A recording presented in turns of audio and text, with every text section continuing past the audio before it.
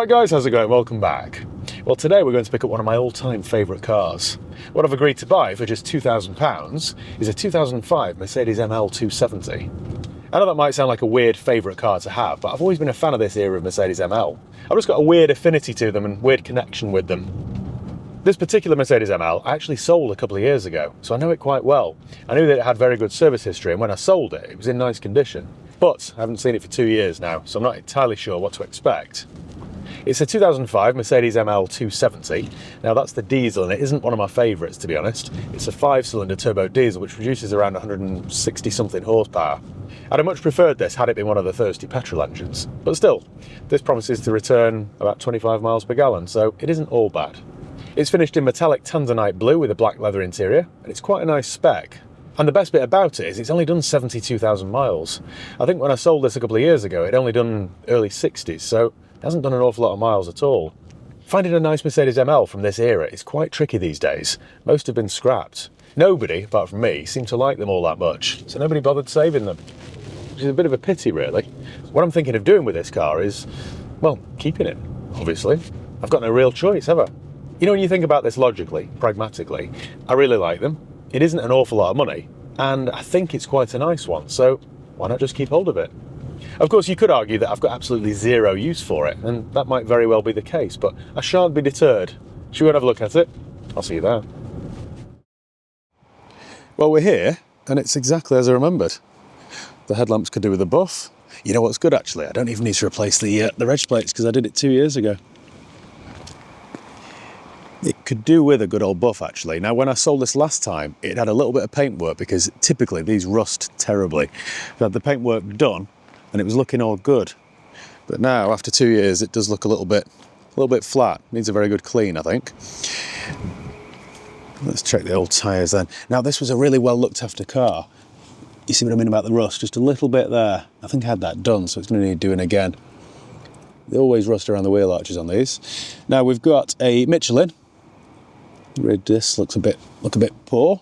We've got about 4 mil of tread on those. It's all in good condition though, really. It's all pretty good. We've got another Michelin up front. Wheels look okay. I think they were refurbished. There's very little for me to do here. Buff the headlamps, buff the car. Another matching Michelin. I think we've got a full house here. The wheels could do with being refurbished, actually. There's a little bit of corrosion there. Nothing too bad, though. Yeah, we've got another Michelin on the back. They're all pretty good. Yeah, okay. Some more rust there, down the bottom, and up there. And it would benefit from a very good polish, this, because there are loads of little marks here where it's sort of gone past hedges and stuff on country roads. It's all right though, it's a good colour for these as well, I think. Quite a classy colour. There's a little crack in the rear bumper there. Could get that repaired and painted. I don't know why I'm so sort of obsessed with this era of ML, the old W163. I just like them. I just think this is a 19-year-old car now. Bit of snot there as well. Yeah, it's a 19-year-old car, this. I mean, they came out in 2000... no, they didn't. They came out in 1998. And this facelift model with the indicator in the mirrors, they came out in 2002. So, what's that, 98? It's a 26-year-old design. Now, inside, yeah, we've got a black leather interior with electric memory seats. Does need a good old clean, but it's all there. And it has done 72,000 miles. Now, like I say, it is quite a good spec. So we've got heated seats, a little ashtray down there. We've got no sunroof or anything, which is probably a blessing. These always seem to break. So this is a little cover here for this little storage compartment, and that always breaks. So in there we've got various charging devices. That's for the old Nokia 6210. We've got some de-icer here. Plenty of bulbs. Yeah, it's a nice original car, this. This is why I'm thinking of keeping it. I doubt I'll find another one in this condition, really. Probably ever. What I might do, I think I did this on my old ML500. If you remember, I had an ML500 recently with a spare wheel carrier. Is I had this fabric replaced because it always kind of starts to peel. I think the adhesive is a bit like someone's, you know, when your headliner goes saggy, the adhesive just rots and then the fabric peels. That side's not too bad, but I think I'll have to replace them both so that they match, because I'm weird like that. What else can I tell you? Let's have a look around it then, shall we? I'm thinking what I'll probably do is give it a service. I won't bother doing the MOT because it's got a lengthy one anyway. Now the service history was excellent from memory. And of course we've got a folder here full of paperwork and receipts, which is always a nice sign. If we look down to the service book then. So it's a 2005 car, so it was done at 06, 08, Mercedes Dartford. Now it's on Anglia plates, it's got an A plate, so Mercedes-Benz of Lakeside must be that sort of area. And then it's gone to London, London way. Bexley Heath.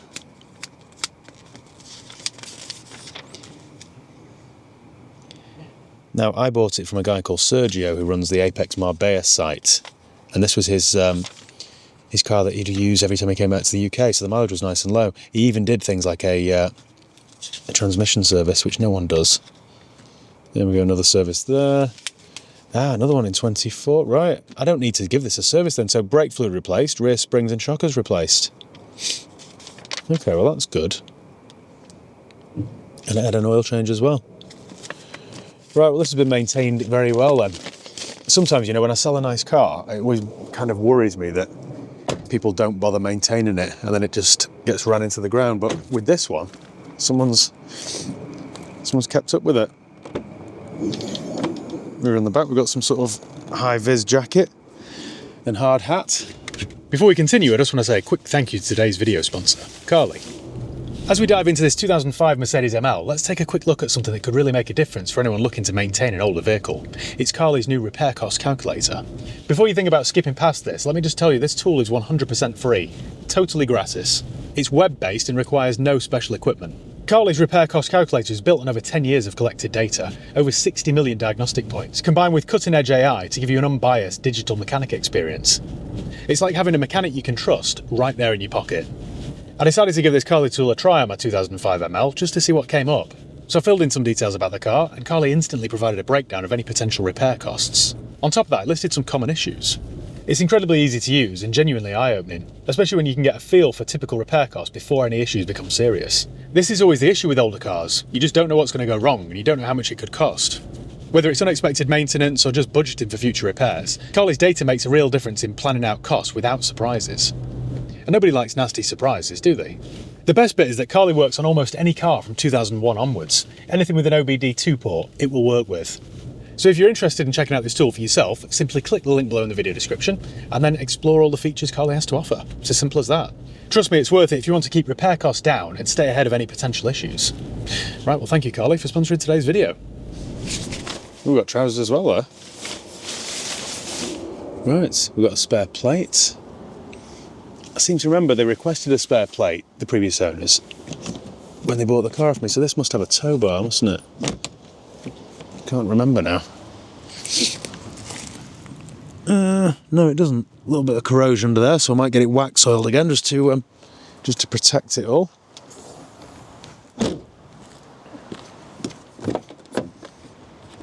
Yeah, apart from needing a pretty good clean though, this is it's all in good order really. Quite like it. We've got an umbrella there as well. A polka dot umbrella. It was quite like the cup holders on this era of ML. Back when I would borrow my dad's back in, I don't know, a decade ago or something, my iPhone at the time would fit in that. Nerdy fact here. So that's the old engine, the old 5-cylinder turbo diesel, and they use the same in Jeep Grand Cherokees of this era, and it's a right noisy old lump. But if maintained, they are reasonably reliable. I just prefer the petrols. I think then we should probably get this out on the road, shouldn't we? I haven't driven one of these for years. Right, well, we're back in the Mercedes ML. We've got a full tank of diesel as a result.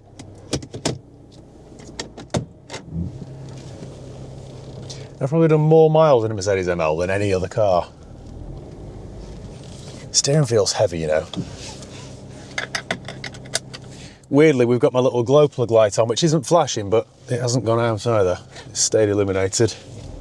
Yeah, steering feels really heavy. I don't think there's a fault with that, I just think that's how they are. It's crazy to think that these were quite coveted when they came out. They were very popular. And of course, back in 1998, there was nothing really to compete with it. If you wanted a luxurious four-wheel drive, there was only the Range Rover, that was it. There was no BMW X5, there was no Porsche Cayenne, there was no VW Touareg.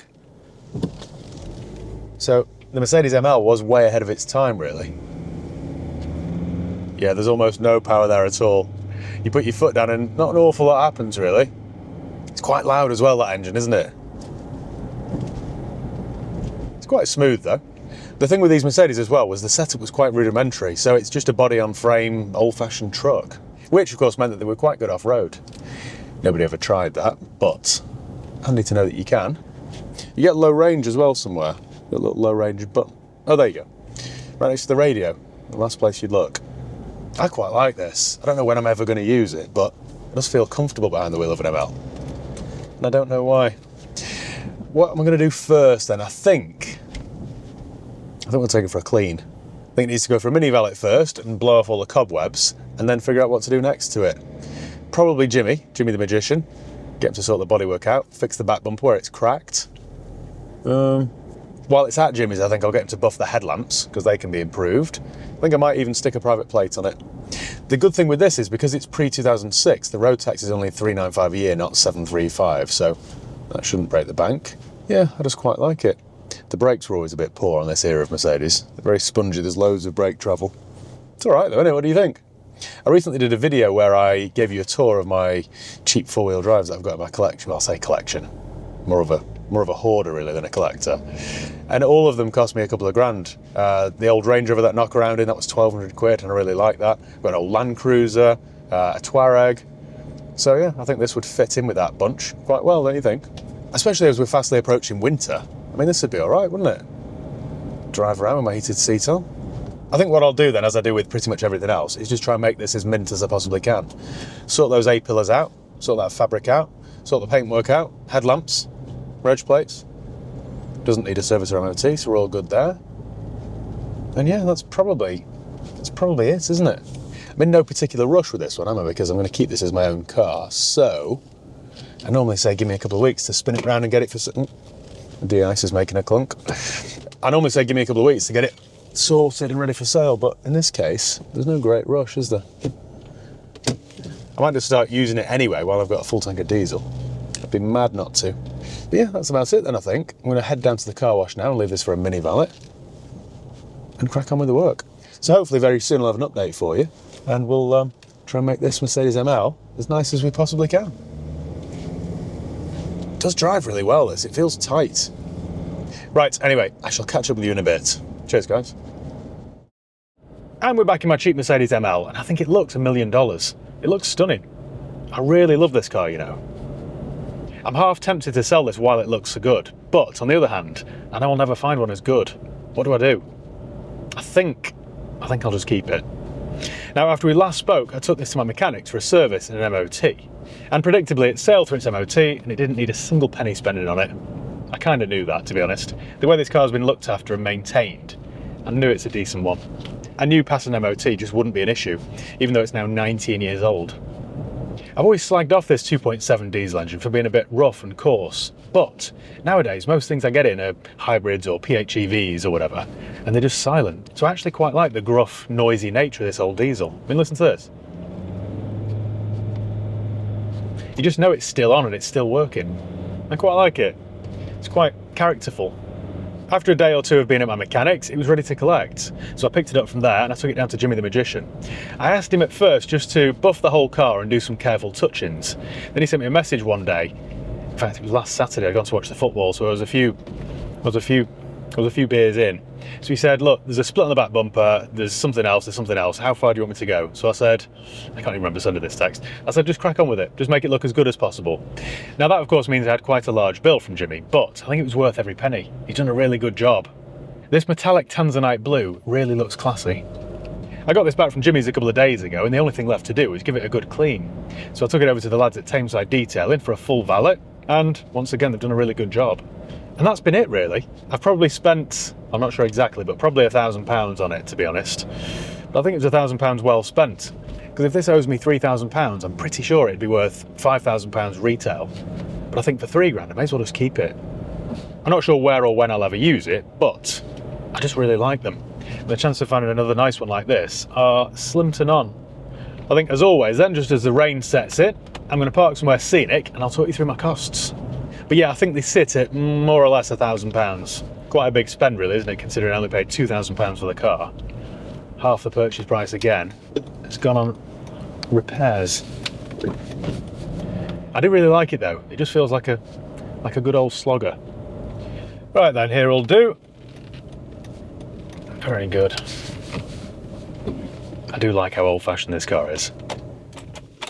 Might as well turn that engine off then. Okay. Let me get my job list up then. So, like I say, I paid £2,000 for the car. So we'll get that on the calculator there.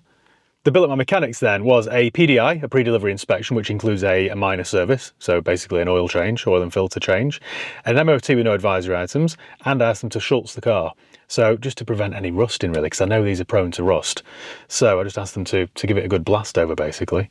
We're coming into winter where they're going to start using salt and grit on the road, so I think it's really important to make sure that things don't rust. Now, that bill was £222 and 76 pence, so I'll add that in. So we've got all the twos there, 2222.76. Then the bill at Jimmy's, right, you ready for this? Mercedes ML 270 CDI, wash, clay bar, sand bodywork. 1,500, 2,000, then 3,000, then 6,000. That's why it looks so good. He's really gone to town with this. Buff full vehicle, ×3. Repair offside front wing, offside rear door and quarter. Repair near side, you know what, he's done an awful lot of work here. I shouldn't complain at the bill. Near side front wing and rear bumper where it was split. Repaint area, full detail of the vehicle, £705. Now, like I said, when I dropped this off and I said, oh, just do some touch-ins and give it a buff, I was expecting a bill of like £250. So to see a bill for £705, I was quite surprised. However, he's done an awful lot of work, and I think that was money well spent. So cheers, Jim, for that. We'll add £705 to that cost. And then I've got my bill at my valeters, which was £70. I think that was it, wasn't it? And wouldn't you know it as well, I said, didn't I, that I thought I'd spent maybe £1,000 on this car. Turns out I'm £2.24 short. So my total then for this car is £2,997 and 76 pence. And I honestly think if I were to sell this car, I think I could get 4,995 for it. Sounds like a lot, doesn't it, for an old shape ML, but not one like this. Only done 72,000 miles, excellent service history, mint tyres, gearbox serviced, the full shebang. Get my heated seats on, I think. But yeah, I think I'll just keep it. I like it. Right, well, thank you once again for joining me on this little journey. Hope you enjoyed the video. Make sure you give the video a thumbs up if you enjoyed it. Said that the wrong way around, didn't I? Anyway, you know what to do. You've seen enough of these by now, haven't you? Make sure you follow me on Instagram, Facebook, I've got the order wrong again, Twitter, TikTok, all those social media outlets. So yeah, cheers guys. I'll see you in the next one.